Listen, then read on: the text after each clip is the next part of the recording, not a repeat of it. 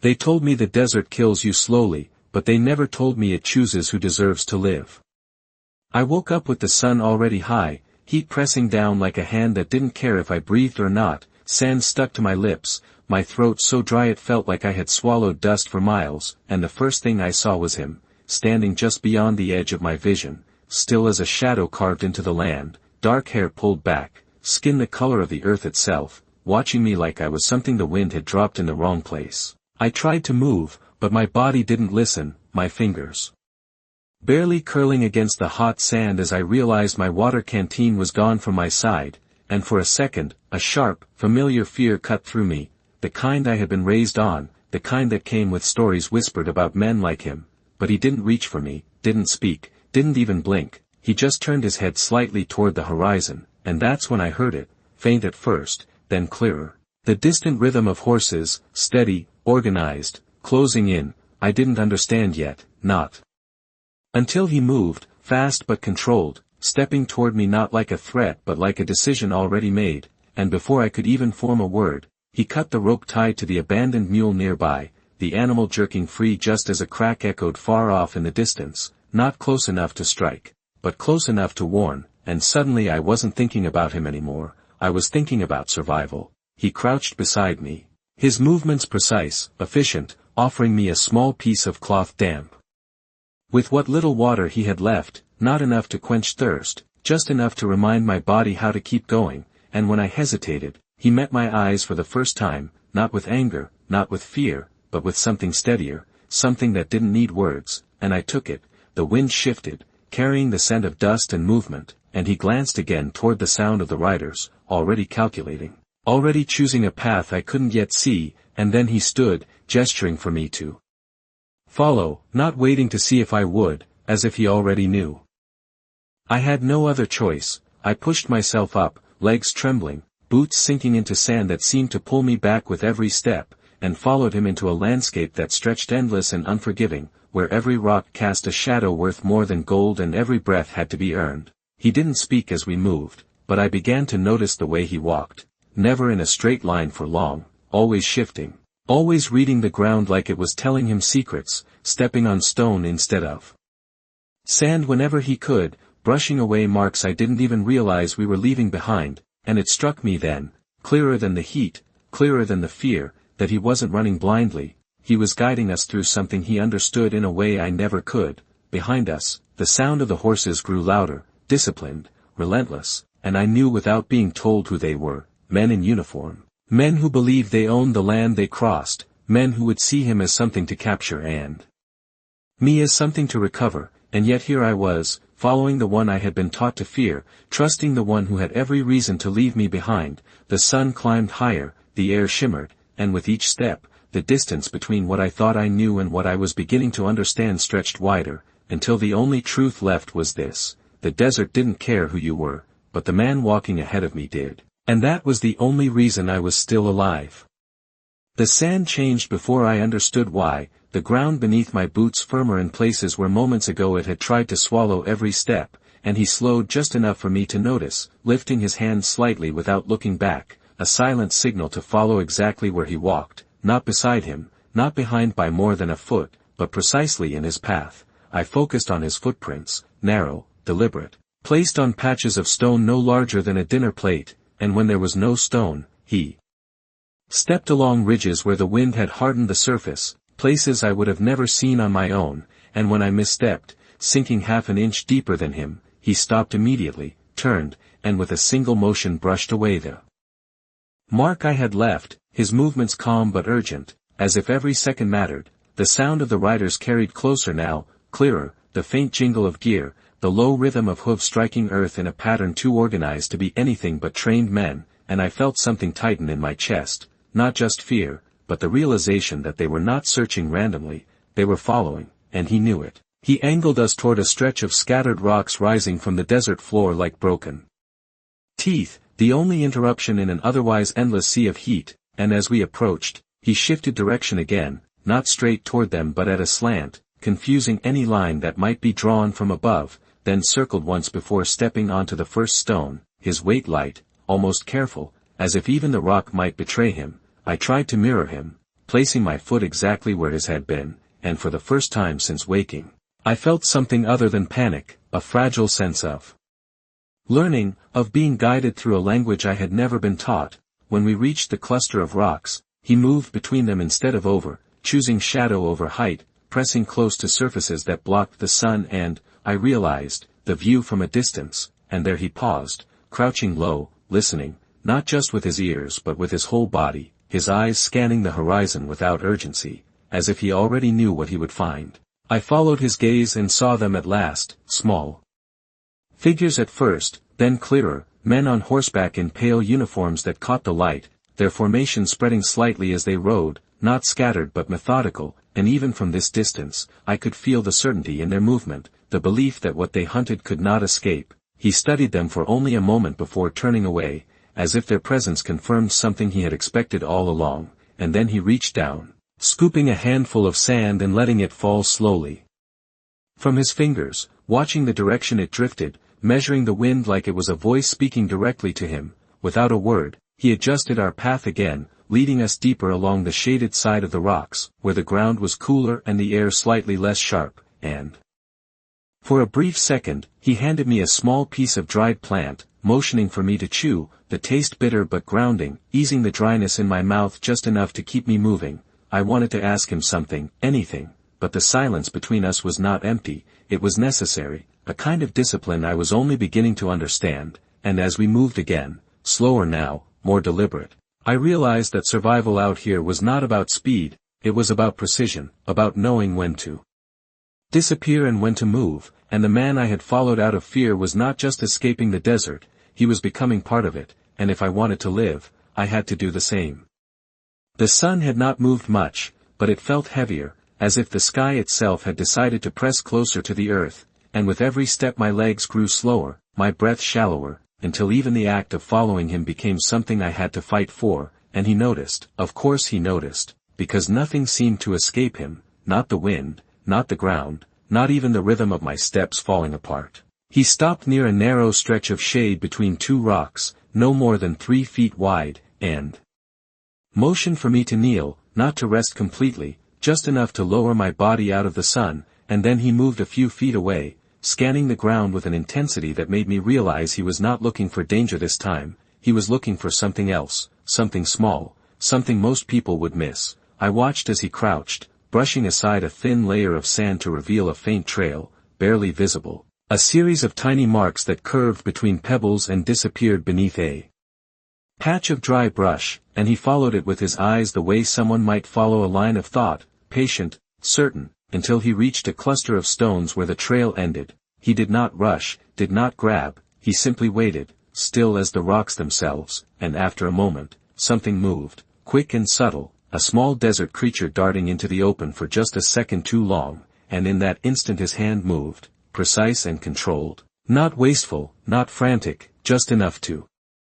secure what we needed, and nothing more. He returned to me and offered a portion, not large, not generous by comfort standards, but exact, measured, enough to keep us going, and I hesitated again, not out of fear this time, but out of something harder to name, something like respect forming where suspicion used to be. He nodded once, a quiet insistence, and I accepted, the taste unfamiliar but grounding, reminding me that survival here was not about preference, it was about understanding what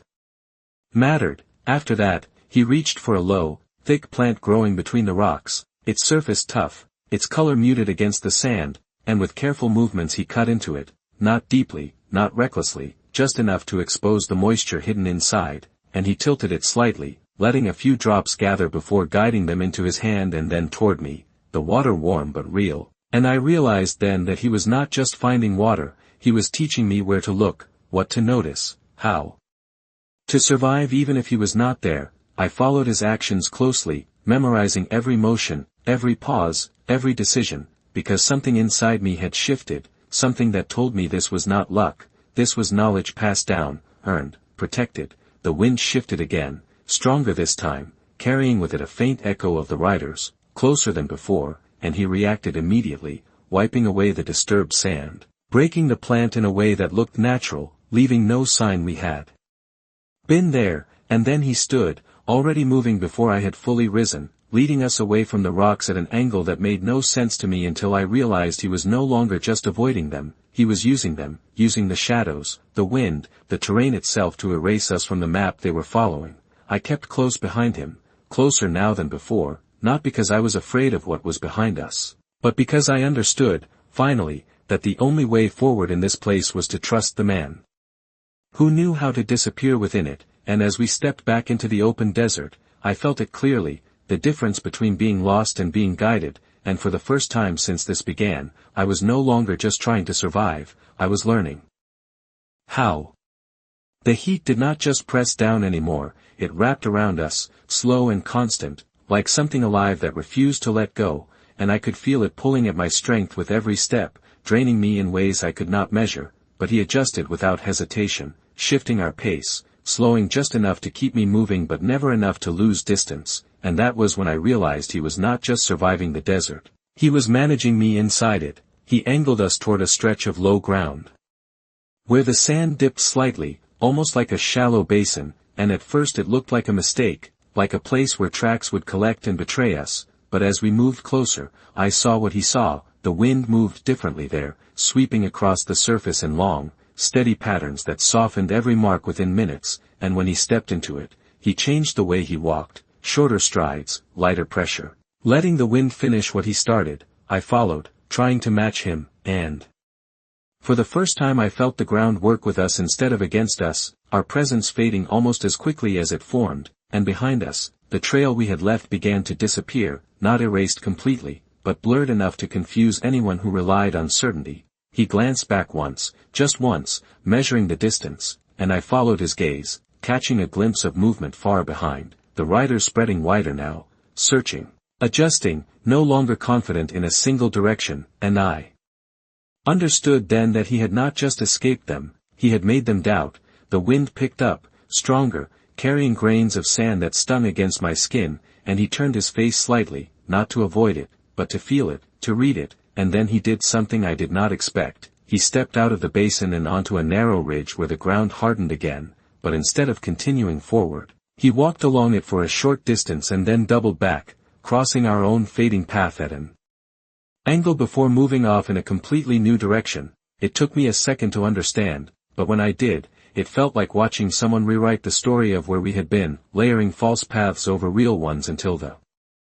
truth became impossible to follow. My breathing grew heavier, my legs slower, and this time when he stopped, it was not just to adjust our route, it was for me. He pointed toward a small overhang in the rock ahead, no more than a few feet of shade, but enough to break the sun, and we moved toward it quickly, slipping into the shadow like it was something sacred. The temperature dropped just enough to feel like relief, and I leaned against the stone, closing my eyes for a moment I had not earned. But when I opened them, he was already at work again, scanning the horizon, listening, always listening, and then he spoke for the first time, his voice low, steady, carrying no panic, only certainty. He said, "Keep your steps where mine were, even when you think it does not matter," and I nodded before I could stop myself, because by now I knew it always mattered. He handed me a small amount of water, less than before, and I understood without asking that it was not because he had less to give, but because he was teaching me how to need less, how to survive longer. And as I took it, careful not to waste a single drop, I realized that somewhere between fear and exhaustion, something else had taken root, something stronger, something quieter, trust. Outside the shade, the desert stretched on, endless and indifferent, but inside that narrow strip of shadow, with the sound of the wind covering our presence and the riders losing our trail somewhere behind us, I began to understand the real difference between us. They moved with force, with numbers, with certainty, but he moved with knowledge, with patience, with a kind of precision that turned the desert itself into his ally, and for the first time, I believed that might be enough to keep us alive. The shade did not last long, it never did, and when we stepped back into the open, the light felt sharper, as if the desert had been waiting for us to leave that brief shelter. But this time something had changed inside me. I no longer walked blindly, I watched, I listened, I tried to see what he saw, and for the first time I noticed the birds, small and distant, circling in slow patterns far ahead, not random, not drifting, but returning again and again to the same stretch of land. He saw them too, of course he did, and without hesitation he adjusted our path toward their quiet signal, his step steady, unhurried, as if he already knew what we would find there. The ground began to shift again, not softer, not harder, but different, small clusters of plant life appearing where before there had been none, low and stubborn, their color muted but alive, and he slowed, scanning carefully. Not every plant meant water, not every sign could be trusted, and I realized that in this place, hope could be as dangerous as ignorance. He crouched beside one of the plants, its thick leaves holding shape against the heat, and he pressed his fingers lightly into the soil beneath it, not digging, just feeling, testing the temperature, the texture, the hidden story beneath the surface, and after a moment he nodded, not to me, but to himself. As if confirming something he had already suspected, he reached for a small tool at his side and began to clear away the top layer of sand, slow and controlled, never rushing, revealing darker soil beneath, soil that held a trace of moisture the sun had not yet stolen, and then he paused, listening again, always listening, before continuing just enough to expose a narrow pocket where dampness gathered. He looked at me then and gestured for me to come closer, guiding my hand to the ground, letting me feel it for myself, the difference, the faint coolness that meant life was still hiding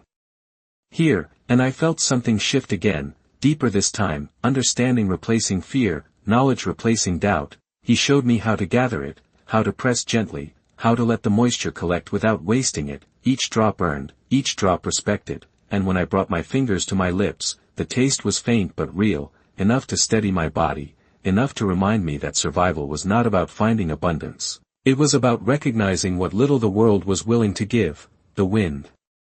moved again, stronger now, carrying with it a different sound, closer, sharper, and I did not need to look to know the riders were adjusting again, narrowing their search, refusing to give up, but when I glanced at him, I did not see urgency, I saw calculation. He covered the disturbed soil carefully, restoring the surface as if we had never been there, then stood and looked toward the horizon, measuring distance, time, and something else I could not yet name. He motioned for us to move, but this time the direction surprised me, not away from where we had come, but slightly toward the path the riders might expect, and for a moment doubt flickered, brief but real, until I remembered everything I had seen, every choice he had made, every sign he had read that I could not, and I followed without question. As we moved, I understood the pattern now. Survival was not a straight line, it was a series of decisions, each one small, each one precise, each one building towards something larger, and the man leading me was not just escaping pursuit, he was shaping it, turning their strength into uncertainty, their numbers into confusion, and somewhere behind us, the riders followed a trail that no longer told the truth. While ahead of us, the desert opened again, vast and unforgiving, but no longer impossible, not as long as I stayed where his footsteps had been. The air shifted again, not just in temperature but in weight, the kind of change you could feel before you could explain it, and he slowed without stopping, his head turning slightly as if he were listening to something beyond the reach of sound, and I followed his gaze, scanning the horizon until I saw it too, not the riders themselves, but the faint line of disturbed dust rising in the distance, thinner than before, tighter, more focused, and it sent a quiet warning through me that they were no longer searching wide, they were closing in with purpose. He changed direction again, but this time it was sharper, more deliberate, cutting across open ground that offered little cover, and for a moment it felt wrong, exposed, dangerous, until I noticed what he had already understood. The sun was beginning its slow descent, still high but no longer directly above us, and the shadows, thin as they were, had started to stretch, giving shape to the land in ways that had not existed an hour before. He moved toward a series of low ridges, not tall enough to hide behind, but enough to break the flatness, and as we reached them, he shifted his pace again, slowing just enough to place each step with care, using the angled light to blend our movement into the shadows that stretched along the ground. I mirrored him as best I could, my focus narrowing to his feet, his rhythm, the quiet pattern he followed that I was only beginning to understand, and with each step I felt less like I was chasing him and more like I was becoming part of the path he created. The wind carried the sound of the riders again, closer now, clearer, and I felt the urgency rise in my chest, but when I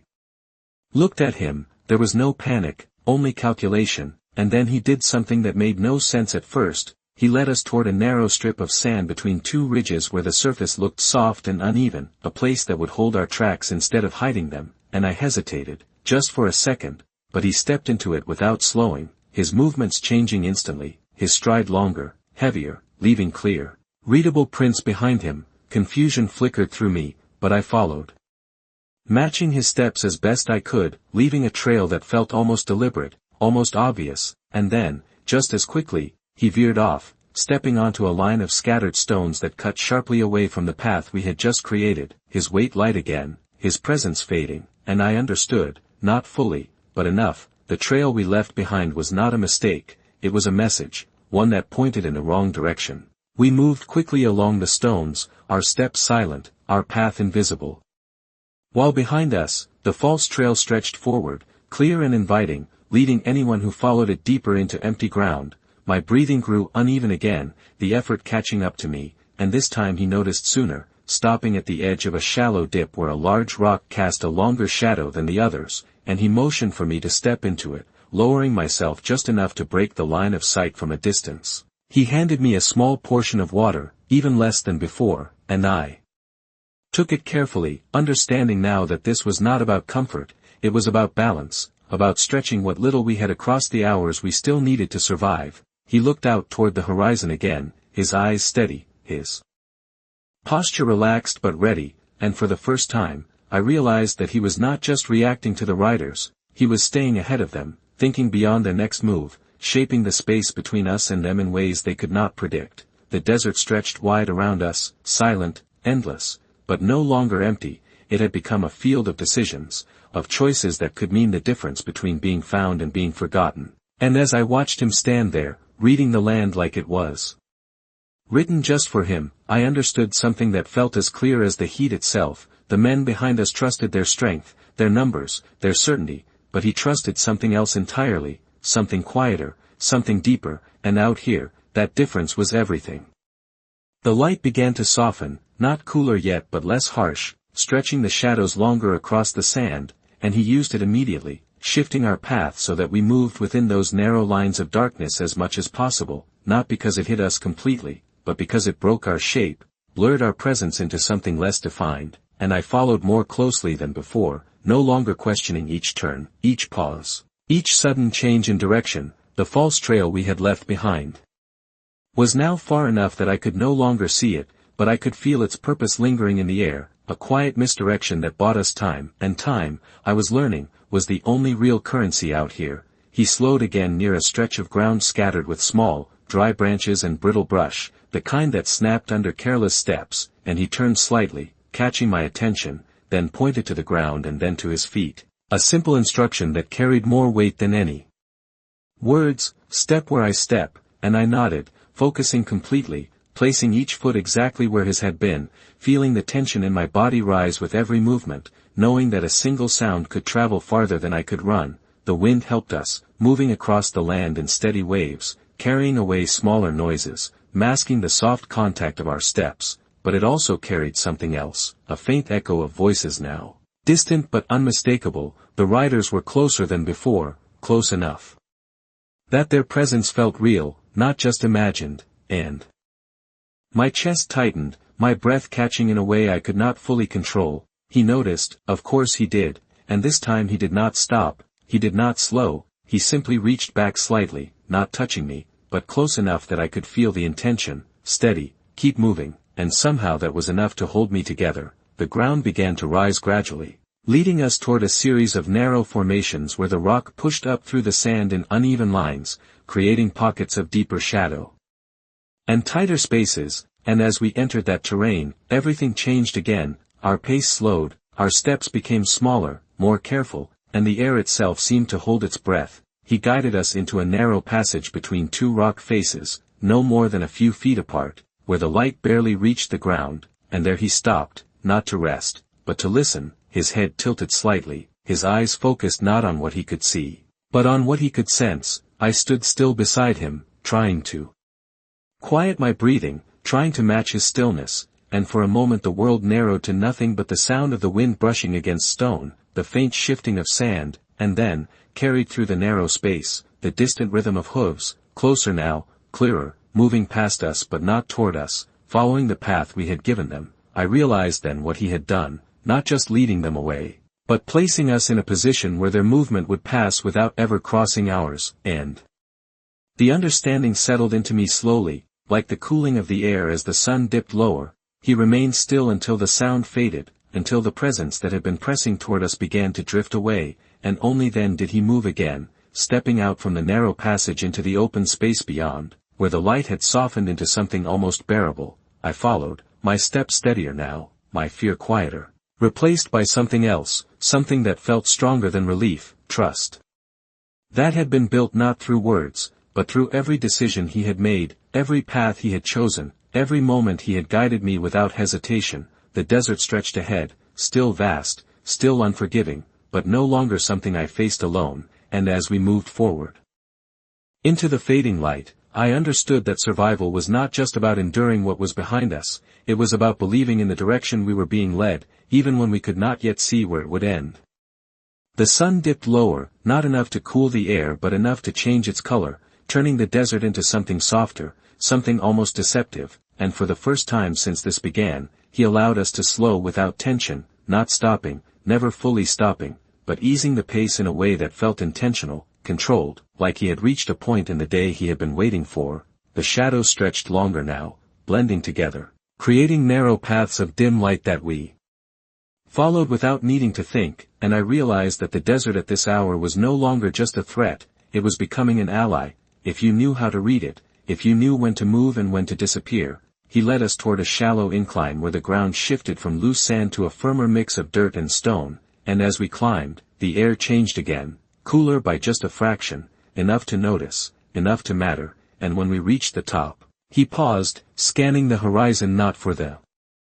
riders this time, but for something else, something that felt less urgent and more certain. I followed his gaze and saw nothing at first, just the endless stretch of land fading into distant ridges, but then I noticed a slight variation in color, a darker line cutting across the terrain far ahead, subtle but steady, and he nodded once, confirming what he saw, what I was only beginning to understand. He guided us down the other side of the incline, angling our path carefully, not heading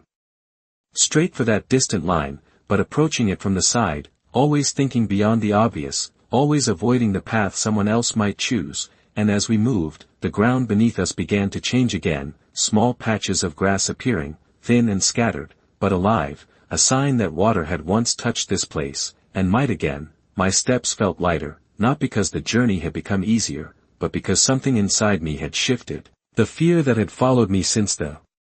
beginning was no longer leading, it was fading into the background, replaced by a quiet focus, a growing awareness of the world around me, of the patterns he followed, of the choices he made. He slowed near a cluster of stones arranged in a way that felt almost deliberate, not placed by hand, but shaped over time into something that offered both cover and direction, and he crouched beside them, touching one lightly, then another, as if confirming a memory. As if this place was not entirely unfamiliar to him. I watched closely, realizing that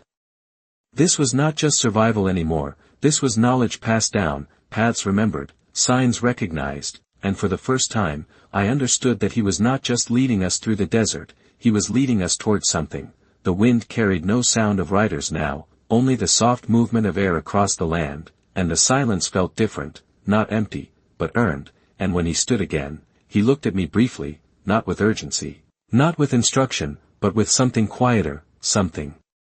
that felt like acknowledgement, and then he turned and continued forward, his step steady, his direction clear. I followed without hesitation, no longer questioning where we were going or why, because by now I understood that every step he took was part of something larger, something I could not fully see yet, but could feel building with each passing moment. And as the light softened further and the desert began to release its hold on the day, I realized that we were no longer just running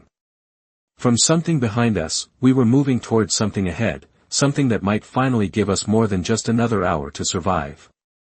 The darker line on the horizon grew clearer with every step, no longer just a change in color but a boundary, a place where the desert shifted into something else, and as we moved closer, I could see the difference. The ground no longer stretched endlessly flat but broke into shallow channels and uneven ridges, carved over time by water that came and went without warning, leaving behind traces that only someone like him would know how to follow. he slowed as we approached, not out of caution this time, but out of respect, his steps becoming quieter, more deliberate, as if he were entering a space that demanded attention, and I followed, my eyes scanning the ground the way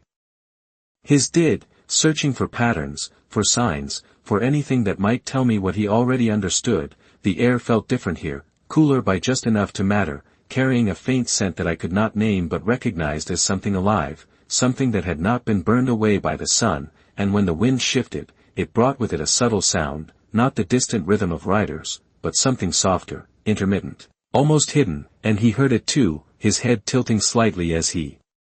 adjusted our path toward it. We moved between low banks of hardened earth, their edges crumbling but still holding shape, creating narrow passages that guided our movement whether we wanted them to or not, and I realized that this place was not just a destination, it was a transition, a place where the rules of the open desert no longer applied in the same way. He crouched near one of the shallow channels, his fingers brushing the ground lightly, tracing the path of something that had passed through recently, not large, not dangerous, but enough to confirm what he was looking for, and then he stood and moved forward again, his pace steady, his direction certain. I kept close, my steps more confident now, my attention sharper, and as we rounded a bend in the terrain, I saw it at last, a narrow strip of darker soil where the earth held moisture just beneath the surface, not visible at first glance, but undeniable once you knew what to look for, and beside it, a small cluster of green. Fragile but persistent, proof that life could exist even here. He knelt and began to work carefully, clearing away just enough of the top layer to reveal the dampness beneath, and when he looked up at me, there was no urgency, no warning, just a quiet understanding that this moment mattered, and I joined him, following his movements, pressing gently, gathering what little the ground offered without disturbing it more than necessary. The water was faint, barely enough to wet my lips, but it was real, and for the first time since this began, I felt something close to relief, not because we were safe, but because we had found something that could keep us going. The sky above us softened further, the light fading into deeper shades, and with it came a new kind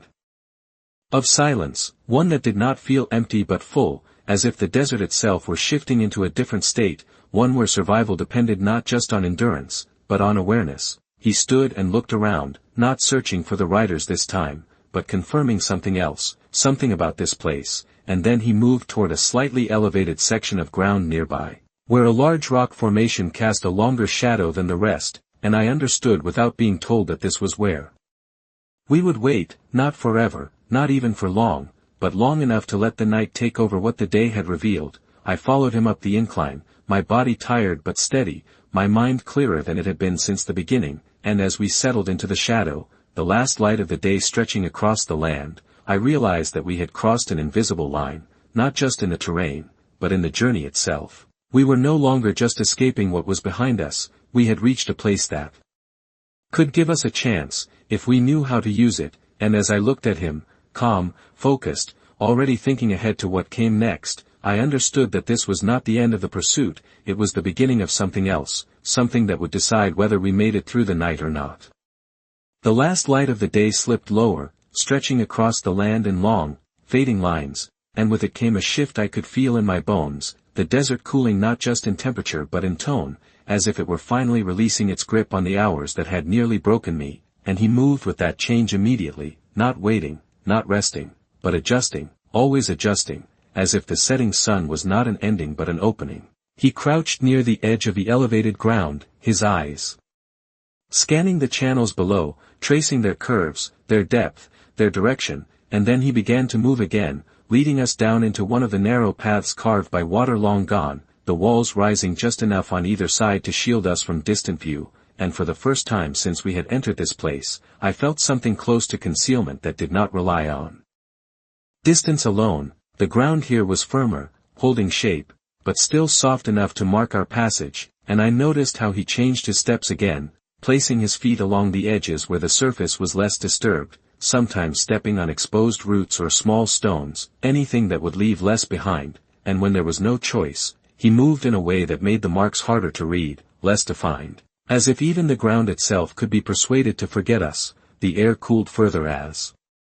the light faded, and with it came a new layer of sound, subtle but present, the quiet life of the desert returning after the heat, and he listened to it all, separating what belonged from what did not, his focus unbroken, his awareness stretching beyond what I could follow. We moved deeper into the channel, the walls narrowing in places, widening in others, and each turn felt deliberate, chosen not just for where it led, but for what it concealed, and I realized that this was not just a path forward, it was a maze he understood in ways I could not yet grasp. After several minutes, he stopped near a bend where the channel split, one path continuing straight, the other curving sharply to the left, and he studied both, not quickly, not instinctively, but with a quiet patience that made me understand this was a decision that mattered. The wind moved through the space differently here, carrying scents, sounds, traces of movement, and he read it all, then without hesitation chose the curved path, leading us into deeper shadow where the light barely reached. I followed closely, my steps careful, my breathing steady, and as we moved, I noticed how the walls of the channel began to rise slightly higher, not enough to trap us, but enough to shield us more completely, and with each step, the world behind us felt farther away, less immediate, less certain. He slowed again, not from exhaustion, but from intention, and guided us toward a section where the channel narrowed enough to create a natural barrier, a place where movement would be forced to slow, where sound would echo differently, and there he paused, listening once more, confirming what he already seemed to know, that the riders were no longer close enough to hear. Not yet, not here. He turned to me briefly, his expression steady, and for the first time, there was something else in it, not just focus, not just calculation, but a quiet certainty that we had reached a point where survival depended on what we did next, not just where we had been. He gestured toward the ground, then toward the walls of the channel, showing me without words where to step, where to avoid, how to move through this place without leaving more than the faintest trace. And I followed, more carefully than ever, understanding now that every choice, every movement, every breath was part of something larger, something he was building step by step. The sky above us darkened further, the first signs of night beginning to take hold, and as the last of the light faded from the edges of the channel, I realized that the desert had changed again, no longer a place that hunted us with heat and exposure, but something quieter, more complex, where the danger was not what you could see, but what you might reveal. And as I stepped exactly where he had stepped, moving deeper into the shadowed path he had chosen, I understood that the night would not make this easier, it would only demand more from both of us, and for the first time, I believed I might be ready to give it.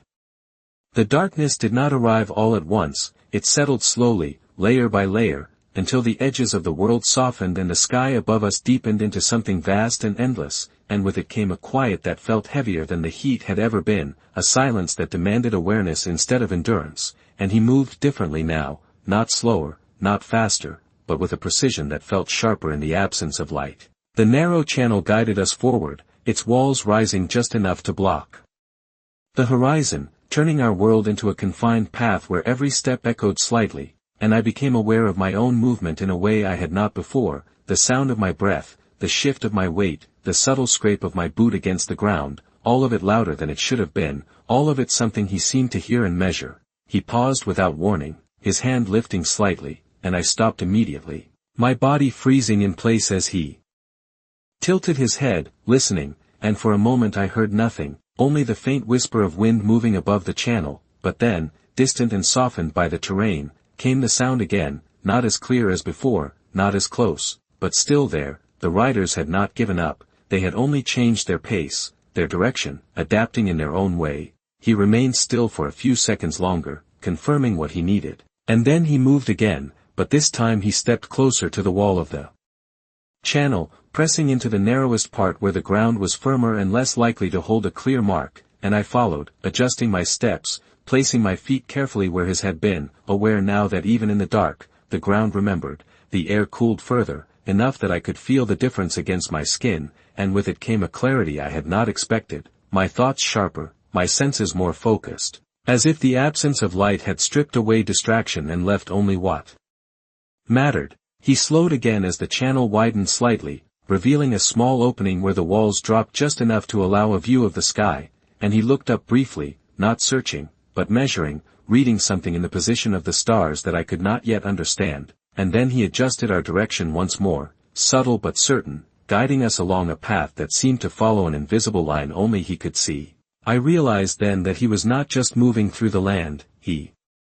was navigating it in a way that did not rely on sight alone, using memory, instinct, and something deeper, something that connected him to this place in a way I could only begin to grasp. We continued forward, the channel bending and shifting, sometimes narrowing, sometimes opening, and with each turn, the world behind us felt farther away, less immediate, as if the distance between us and the riders was no longer measured in miles, but in understanding. After a while, he slowed once more and guided us toward a section where the channel split again, but this time he did not choose immediately. Instead he crouched, his fingers brushing the ground lightly, feeling for something I could not see, and then he stood, his decision made, leading us down the narrower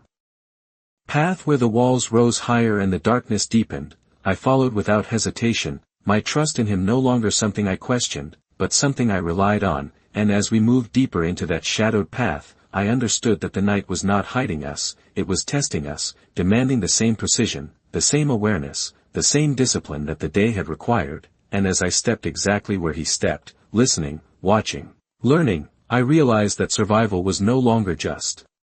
about making it through the next moment, it was about becoming someone who could move through this world the way he did, quietly, deliberately, and without leaving anything behind for others to follow.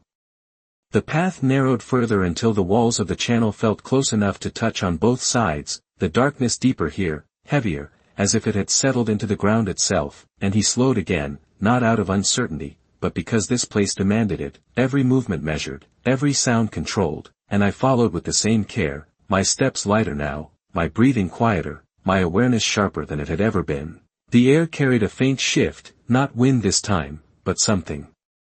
else, something subtle that made him stop instantly, his body still, his head tilted just slightly, and I froze beside him, listening, searching for what he had already found, and then I heard it, faint but unmistakable, not the steady rhythm of riders in motion, but the occasional sound of movement held back, restrained, as if they were no longer just following, but waiting. He crouched slowly, his hand brushing the ground, feeling the surface, tracing something that I could not see in the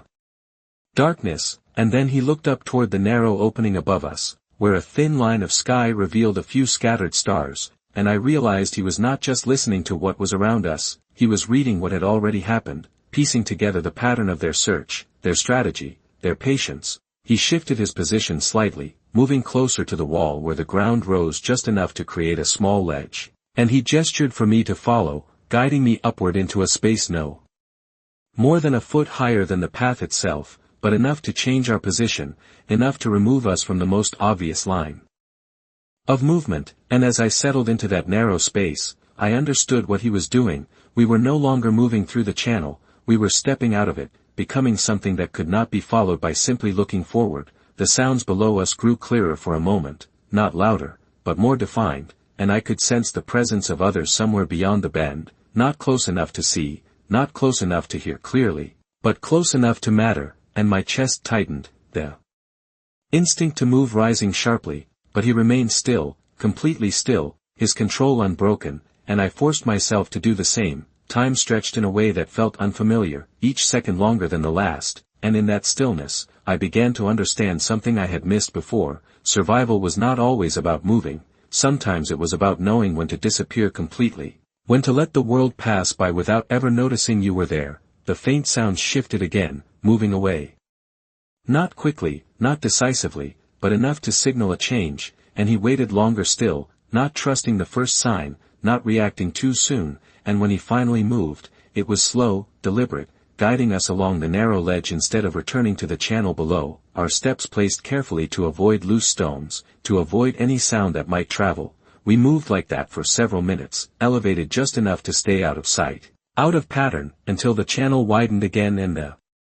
sounds behind us faded into nothing, and only then did he lead us back down, returning to the ground with the same precision, as if even that descent had to be controlled. The night had deepened fully now, the sky above filled with stars that seemed brighter without the weight of the sun, and he glanced upward once more, confirming something, adjusting our direction slightly, and then he continued forward, his pace steady, his path certain. I followed without hesitation, my trust no longer something that needed to be earned, but something that had been built step by step, decision by decision, until it felt as natural as breathing, and as we moved deeper into the darkness, leaving behind the place where we had almost been found, I realized that the line between being hunted and being unseen was thinner than I had ever imagined, and the man leading me knew exactly how to walk it. The night had fully taken hold, not as an absence of light but as a different kind of presence, one that softened the land while sharpening every sound, every movement, every choice, and he moved through it with a certainty that no longer surprised me, only grounded me, his step steady, his direction unwavering as if the darkness itself was something he understood better than the day. The channel began to open slowly, the walls lowering, the space widening, and with that change came a sense of release, not safety, but distance, the kind that could not be measured by sight alone, and when he finally slowed to a stop, it was the first time it felt like a decision rather than a calculation. He turned slightly, scanning the horizon behind us, not expecting to see anything, but confirming what he already knew, that the space we had created between us and those who followed was real, and then he looked forward again, toward a stretch of land that felt quieter, less disturbed, as if it had not been touched in a long time. He led us toward a low rise where the ground flattened into a natural clearing, surrounded by scattered stones and sparse vegetation, a place that offered no obvious shelter, but something else, something harder to define, a kind of balance between exposure and awareness, where nothing could approach without being seen, and nothing could hide for long. I stepped into that space beside him, my body tired but steady, my breath even, my mind clearer than it had been since the moment I woke under the sun, and for the first time, I realized I was not just following anymore, I was standing, choosing to remain, choosing to trust what he had brought us to. He moved toward a cluster of stones and began to arrange them slightly, not building anything obvious, just adjusting their position enough to create a subtle boundary, a way to mark space, to understand direction even in the dark. And then he sat, not fully relaxed, never fully at rest, but grounded.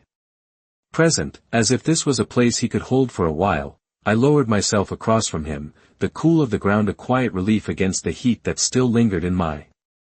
body, and for a moment, neither of us moved, the silence between us no longer tense, no longer uncertain, but shared. I looked at him then, really looked, not as a figure shaped by fear or distance, but as the man who had guided me through something I would not have survived alone, and the difference between what I had been told and what I had seen settled into me with a weight that felt impossible to ignore. The desert stretched around us, vast and quiet, the stars above steady and clear, and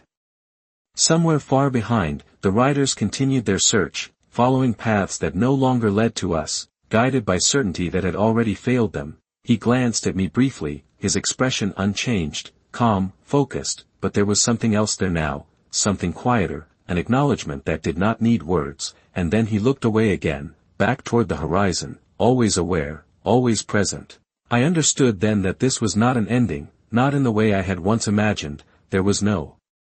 final moment where everything stopped, no clear line that separated danger from safety. There was only the next step, the next decision, the next moment of awareness, and the choice to meet it fully. I drew a slow breath, feeling the cool air fill my lungs, steady and real, and as I looked out across the land that had once felt like something meant to break me, I realized it had done something else entirely. It had changed the way I saw, the way I listened, the way I understood what it meant to survive. And as the silence settled around us, deep and unbroken, one truth remained, clear and lasting: the desert does not decide who you are, but it reveals it, and that night, it revealed him as something far greater than what I had ever been taught to believe.